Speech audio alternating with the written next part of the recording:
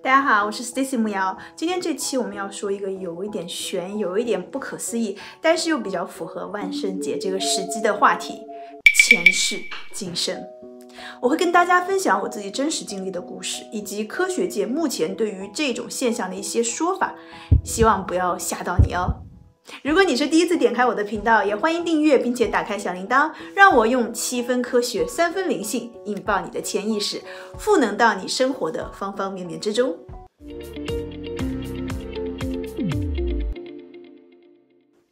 其实关于转世轮回这个话题，我们东方人应该不会陌生哦。比如佛教中讲，人死后会进入来生，依平生所作善恶，会有6个可能的去处：造恶堕3恶道，地狱恶鬼畜生，行善去3善道，天人阿修罗。这个就是6道轮回的概念。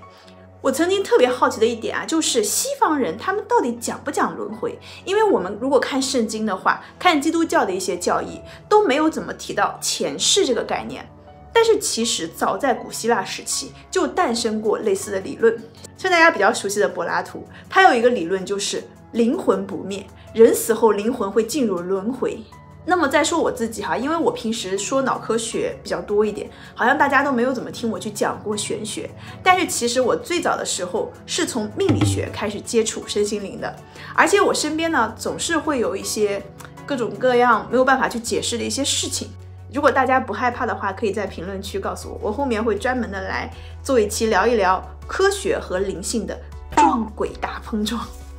为什么我现在玄学说的不多我曾经经历过的一个关于前世记忆的事情，让我对这种前世今生相关的技巧和话题都比较谨慎。但是今天呢，我想要借万圣节这个机会，完全的对大家 open， 去分享一下这些经历。这个事情是这样的大概在20多年前，有一段时间我经常会做梦，那些梦的场景都是在同一个时空中，而且梦的内容就像连续剧一样，当你去做串联的时候，你会发现每天做的不同的梦能够串成一个有前因后果的故事。我印象很深刻，那是一个古代的东方的某一个国家，我能够看到自己的衣着打扮，我是第一人称的视角，通过和其他人的对话，我也能知道自己的身份，大概是类似于一个祭司。然后在这一系列的梦里面，我总是频繁的看到一个小女孩，我和她之间呢也有很多的交集和互动。当然具体发生了什么我就暂时不说这个故事了因为这个故事有点复杂，我觉得可以写小说。关键是后来我在北京又认识了一个女孩，一开始呢我们只是一起玩，一起追动漫，一直到有一天晚上我们俩出去吃完饭，她跟我说，她说你知道吗，自从遇到你之后，我总是做一些很奇怪的梦。然后你知道这个事情有多可怕吗？就是我们2个人去核对我们的梦境，发现我们俩的梦是重叠的，也就是我梦到的那个小女孩就是她，她在梦里看到的那个祭司就是我，我们2条视线所看到的故事，最后就合成了一个相对完整的故事。这个事情其实我没有太怎么跟别人说过，因为我觉得有点离谱当然我经历过的离谱的事情其实真的很多，直到后来我去做身心灵疗愈师，我学会了催眠，而催眠中有一个分支就叫做回溯催眠 Past Life Hypnosis。 回溯催眠呢是通过催眠的方法，通常会让受催眠者完全的放松，让他可以进入一个催眠的状态，然后与潜意识进行沟通，并且试图在潜意识中找回过去的记忆，找到前世的一些记住的事情。一开始掌握这个技能的时候我是非常开心的。我从催眠自己开始练手，我看到过很多之前的记忆，对于我自己身上的一些行为，我也能得到一些很好的解释。比如说我很喜欢弹古琴，我从很小的时候，大概6、7岁就跟我爸爸妈妈说我要去弹古琴，但是那个时候的我连古琴是什么我都没有见过，而且1990年前后吧，其实古琴还是一个比较小众的乐器我印象很深刻，我爸爸当时帮我去问哪里有人在教古琴，我女儿想去学，结果问到的全部都是古筝老师的信息，就没有几个人见过市面上有古琴的培训。但是通过回溯催眠，我能够看到曾经的我和古琴是有很深的渊源的。那这个回溯催眠的技能也确实让我帮助了很多人去疗愈和发现他们内心一些无法解释的卡点。可是后来在我有一次使用回溯催眠的时候，发生了一个算是意外吧。那一次我的案主也是我的朋友，他说他天生就容易抑郁，其实他本人家里面条件还不错，还蛮有钱的，人长得也很漂亮，他自己都不明白为什么他总是莫名其妙的会觉得世界末日到了，然后他就会产生自杀的想法。而在他过去的1年中，他当时也尝试自杀了3、4次。所以我当时就提议，我们要不要用回溯催眠去找一下原因。结果他看到了他曾经经历过一个国家的灭亡，他看到他所有的亲人因为战乱死在自己的面前，看到自己的爱人为了保护他而死，然后看到自己也被杀死，被扔进了海里。我原以为前世的记忆可以帮到他，但是结果他却沉溺在那些记忆里面，再也不愿意出来了。那也因为这个意外，我特别的自责。所以后来我有很多学员跟我提出过想要去跟我了解和学习回溯催眠，我都基本上是拒绝的。当然了，如果说大家真的是特别感兴趣，想要去体验一下，也可以在评论区留言告诉我，我可以做一个相对温柔的前世回溯冥想，让大家去感受一下。然后因为那次回溯催眠的意外，我也开始去尝试找一些科学的解释。结果我就很意外的发现，其实科学界很早就在研究前世今生的概念。科学界对这个概念的研究呀，主要是分为2大类。一类呢是专门研究小孩，就像我们中国人也会说哈，我们说孩子小的时候他会有灵视力，他可以看到我们看不见的东西。那其实在科学界呢也是同样的。这一批研究的人呢是以弗吉尼亚大学精神病学专家 Evan Stephenson 为代表。Stephenson 在40年的时间里面，领导研究了超过2500个案例，然后发现具有前世记忆的孩子，他的年龄呢一般是介于3周岁到7周岁之间。那这些孩子尽管他们非常年幼，但是他们能够知道千百里以外的小镇里面的具体情况，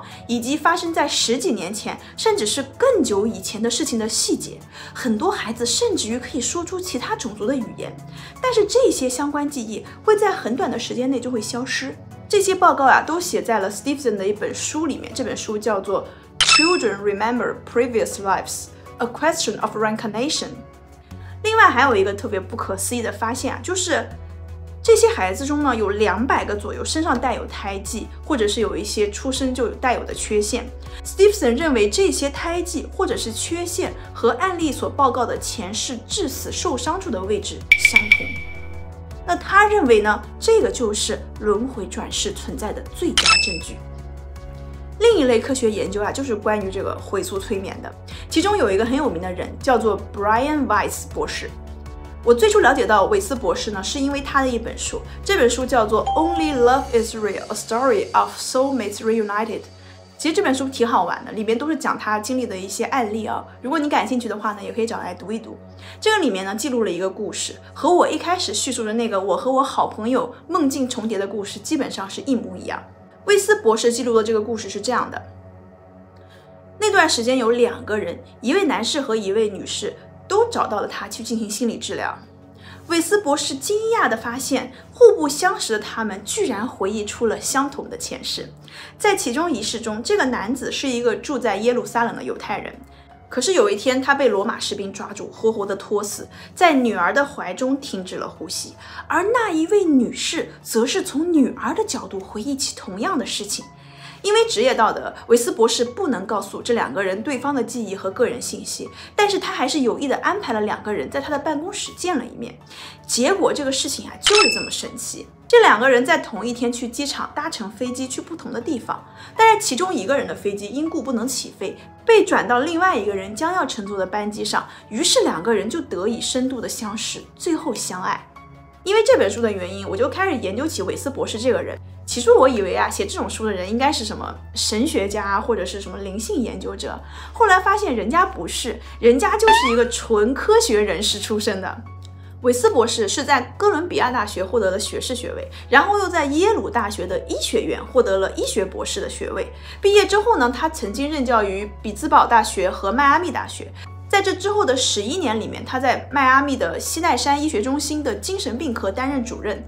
在80年代初期，当时还在西奈山精神科担任主任的时候呢，韦斯博士就已经发表了超过40多篇的学术论文。所以作为一个受过正统教育的学者，他是完全不相信前世和轮回的这个学说的。就很像我们很多人是在无神论的体系下长大的。就连我自己有时候遇到一些奇怪的事情，我的第一个反应都会尝试从科学的角度出发去找一些解释，但有些时候你真的就是找不出来。所以曾经的我有一段时间也陷入了一个执着于科学的怪圈。然后我的老公他是一位科学家，他是研究神经科学和人脑的，他对我说，过度迷恋科学也是一种迷信，所以你不要去否认你的灵性。当这句话从一个科学家的嘴里面冒出来的时候，真的是让我超级的感动，一度让我泪奔。回到韦斯博士身上那到底是什么让这样一位唯物主义的医生转而去研究人的前世今生呢？这一切的源头是魏斯博士的一位病人，叫做凯瑟琳。这位病人患有多种恐惧症和忧郁症。当时凯瑟琳来找他的时候，他已经经过很多轮的传统心理治疗，但是毫无帮助，而且凯瑟琳她本人又拒绝服用任何药物。最后经过沟通，凯瑟琳同意尝试一下催眠治疗。魏斯医生认为凯瑟琳的心理疾病可能来源于她被抑制的一些童年记忆，所以尝试让凯瑟琳找到被压制的记忆，并且释放出当时的负面情感。这个其实也是我们催眠师和疗愈师经常会用的一个操作。结果凯瑟琳的确回忆起了童年的一些不快乐的事情，可是症状并无好转。于是魏斯博士就有了一个大胆的决定，他决定将凯瑟琳推回更早的童年记忆。这一次魏斯想不到的事情发生了，凯瑟琳的记忆直接回到了大约4000年前的一个古老时代。而且魏斯博士知道凯瑟琳她没有臆想症，也没有人格分裂。他一开始还以为凯瑟琳可能只是处于一种幻想的状态，可是凯瑟琳的症状却在那一次回溯催眠之后开始好转了。如果她是幻想的话，病人的症状是不可能好转的。在以后的治疗中，凯瑟琳回忆出了10几个前世。后来在一次治疗结束的时候，凯瑟琳突然进入了一种神奇的状态。他对魏斯说，你的父亲也在我这里，还有你的儿子。你的父亲说你应该知道他，他的名字是 Averon， 你的女儿的名字就是随他而起的。你的儿子死于心脏病，因为他的心脏是倒过来的。他因为爱你，为你做出了很大的牺牲。他的灵魂是非常高级的，他的死还了他父母的债。他也想让你知道，医学只能做这么多，它的范围非常有限。魏斯博士当时目瞪口呆，因为他内心有一件隐藏得很深的悲伤往事，就是他第一个儿子的夭折。这个孩子出生10天之后被诊断出有心脏疾病，心脏就如同是倒过来的，这种病的发病率是1000万分之一。结果这个孩子出生23天后就离开了人世。而魏斯的父亲死于心肌梗塞，他的犹太名字是 Averon。 魏斯的女儿在魏斯的父亲去世4个月之后出生，被取名为 Amy， 用来纪念魏斯的父亲。这些事情他从来没有和不熟悉的人分享过。那么凯瑟琳又是如何知道的呢？因为这件事极大地冲击了魏斯的世界观，他也因此开始了前世今生的研究。当然与魏斯博士有类似经历的医生或者是科学家其实也不少。虽然科学界有很多研究，但是目前主流科学界并没有承认前世今生这个概念，因为目前我们还没有办法从一个科学的方式去判断从前世回溯的记忆它真的就来源于前世。那么你可能要说这些研究到底有什么意义？我个人觉得呢，有一本书其实做了一个很好的诠释，就是《灵魂的出生前计划》。我也有跟我的很多学员推荐过这本书。虽然这本书是被分类到超心理学玄学的范围的，但是我觉得里面说的很多东西其实很智慧和哲学。你是谁？从哪里来？到哪里去？这3个问题本身就是一个哲学命题。那么这本书里面也告诉我们，我们目前所经历的所有的不顺利，所有的磨难，所有的挫折，其实并不是一种惩罚，而是一份释放和成长的礼物，是我们需要去完成的前世的课题。越是勇敢的灵魂，才会选择越艰难的主题和路径来体验。我们也不需要去听那些关于未来将如何的理论和猜测，活在当下，并且倾听自己的声音，是最能带来安全感的做法。而我们此生的课题也不是说一成不变的。当我们提前完成，或者是灵性觉醒的时候，我们此生的目的也会发生变化。简言之，我们都有改变自己命运的力量。我们的人生是我们的灵魂与生命最勇敢的约定。人生其实是一场庆典，值得我们去珍惜和享受，一切都会是最好的安排。如果你觉得今天的影片对你有所帮助的话，也欢迎点赞以及分享给你身边的人，让他们也可以和你一起成长。如果你对于灵性和科学的新思维感兴趣的话，也欢迎你订阅我，并且打开小铃铛。好啦，今天的分享就到这里结束了，我们下期再见啦。